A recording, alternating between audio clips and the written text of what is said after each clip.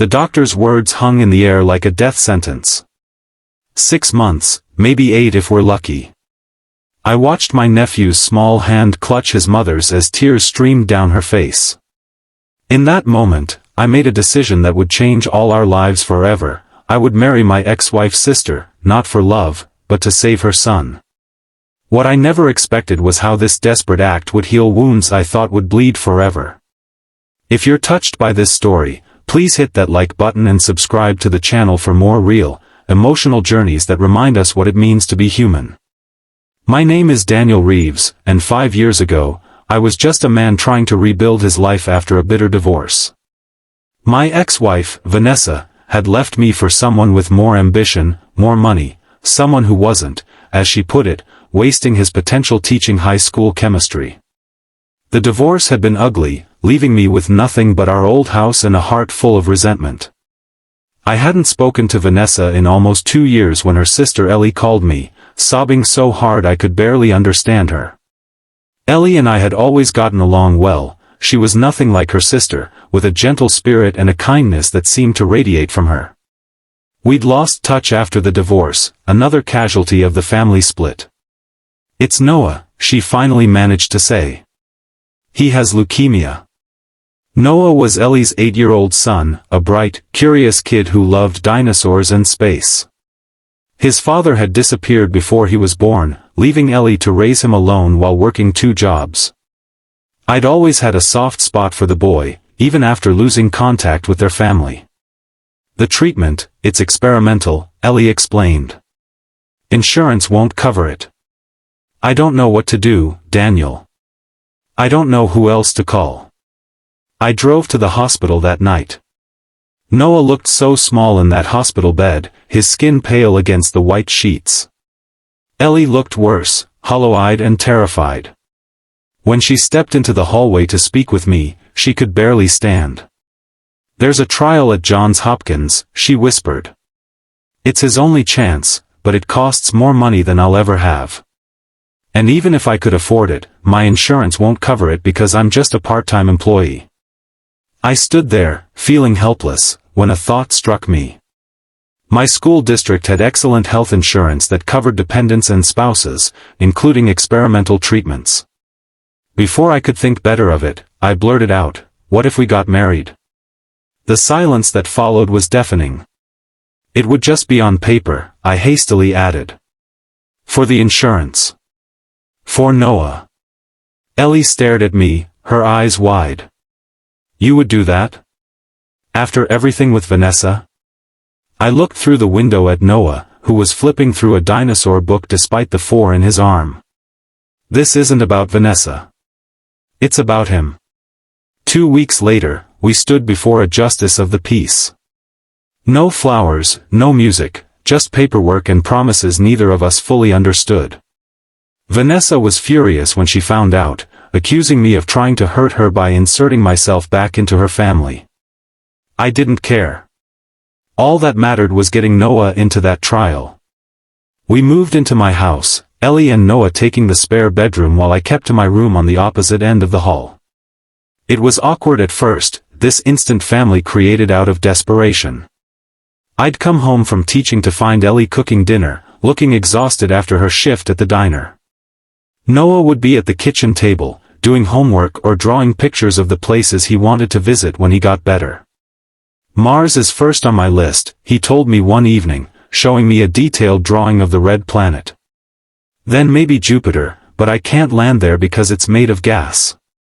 "That's right," I said, impressed by his knowledge. "You've been studying." He nodded seriously. "I have to know these things if I'm going to be an astronaut. The doctor says I need to be strong for the medicine to work, so I'm being strong." I felt something crack inside me. This kid, facing death with more courage than most adults I knew, still dreamed of the stars. The treatments were brutal. Noah lost his hair, then weight, then the boundless energy that had defined him. I started taking days off to drive him to appointments when Ellie couldn't get time off. I'd sit beside him during infusions, explaining chemical reactions to distract him from the nausea, or reading space books aloud when he was too tired to hold them himself. Ellie would come home to find us both asleep on the couch, Noah curled against my side, science documentaries still playing on the TV. Something shifted between us during those long hospital days, a quiet understanding, a shared purpose. 3 months into our arrangement, I came home to find Ellie sitting at the kitchen table, staring at a stack of medical bills. "They're denying the claim," she said, her voice hollow. "They say the marriage looks suspicious, like insurance fraud." My stomach dropped. "That's ridiculous. We're legally married. They want proof we're a real couple. Living together isn't enough." She looked up at me, her eyes red-rimmed. "What are we going to do, Daniel? He's finally responding to the treatment." I sat down heavily across from her. "Then we'll be a real couple. On paper, in photos, whatever they need to see." And so our performance began. We took family photos to hang on the walls. We created joint bank accounts. I added Ellie to my car insurance and cell phone plan. We wore wedding rings and attended school functions together. We constructed a paper trail of a loving marriage while maintaining our careful distance at home. Except the distance began to shrink. It happened so gradually I barely noticed. Movie nights with Noah turned into the three of us laughing together. Ellie started asking about my day when I came home from school. I found myself looking forward to our dinners together, to the sound of them moving around the house. The silence that had defined my life after Vanessa no longer felt peaceful, it felt empty. 6 months after our courthouse wedding, Noah's doctors were cautiously optimistic. The experimental treatment was working, not a cure, but a fighting chance. That night, Ellie and I shared a bottle of wine on the back porch after Noah went to bed. "Thank you," she said quietly. "I don't know if I've ever properly thanked you." "You don't need to," I replied. "Anyone would have done the same." She shook her head. "No, they wouldn't. Vanessa wouldn't have done this for me." The mention of my ex-wife hung between us. Ellie rarely spoke of her sister, though I knew they still talked occasionally. "Why did you really do it, Daniel?" she asked, her eyes reflecting the porch light. "And don't say it was just the right thing to do." I looked away, unable to meet her gaze. When Vanessa left, she told me I was incapable of putting anyone else first. That I was too selfish to ever be a father. I swallowed hard. Maybe I needed to prove her wrong. Is that all it was?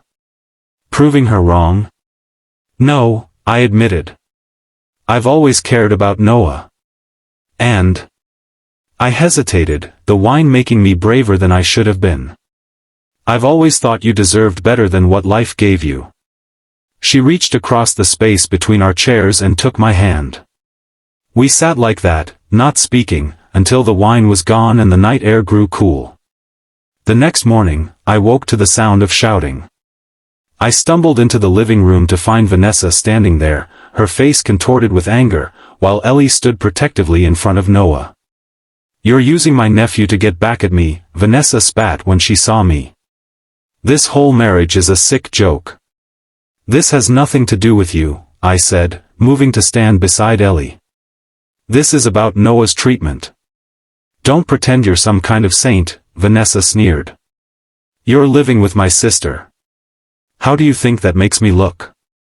"I don't care how it makes you look," Ellie said, her voice steady despite her trembling hands. "Noah is alive because of Daniel. Where were you when I was begging for help?" Vanessa flinched. "I sent money. Once." "You sent money once," Ellie cut in. "Daniel gave us a home, insurance, and hope when no one else would." Noah tugged at his mother's sleeve. "Mom, can I go to my room? I don't feel good." The fight drained from Ellie's face. "Of course, baby. I'll be there in a minute." After Noah left, Vanessa looked between us, her anger giving way to something like confusion. "You actually care about them, don't you?" she asked me. Before I could answer, she turned and walked out, leaving a heavy silence behind her. That night, after Noah was asleep, Ellie came to my bedroom door. "Can we talk?" I nodded, making room for her to sit on the edge of my bed. "I think we should end this," she said quietly. "The marriage. Once Noah's treatment is complete." My heart sank, though I couldn't understand why. This had always been the plan, a temporary arrangement for Noah's sake. "Vanessa was right about one thing," Ellie continued. "This isn't fair to you. You've put your life on hold for us. You should be free to find someone you actually want to be with." "What if I already have?" The words escaped before I could stop them. Ellie's eyes widened. "What?" I couldn't take it back now. "These past months, they haven't been what I expected. You and Noah, you've become my family. The family I always wanted but never thought I'd have." "Daniel, you don't have to say that. The insurance investigation is over. We passed." "This isn't about the insurance," I said, taking her hand. "This is about waking up every morning looking forward to breakfast with you both. It's about helping Noah with his science project and watching you fall asleep during our movie nights. It's about realizing that what started as an act doesn't feel like one anymore." Tears filled her eyes. "I can't ask you to keep doing this. You're not asking. I'm choosing. If you want me to." She didn't answer with words. Instead, she leaned forward and kissed me, tentatively at first, then with a certainty that took my breath away. The next year wasn't easy. Noah had setbacks that sent us rushing to the emergency room in the middle of the night. The medical bills, even with insurance, strained our finances. Vanessa eventually came around, though family gatherings remained tense. But through it all, the three of us became something real, something neither Ellie nor I had planned for. On our first real anniversary, we renewed our vows, this time with flowers and music, with Noah standing proudly as our best man.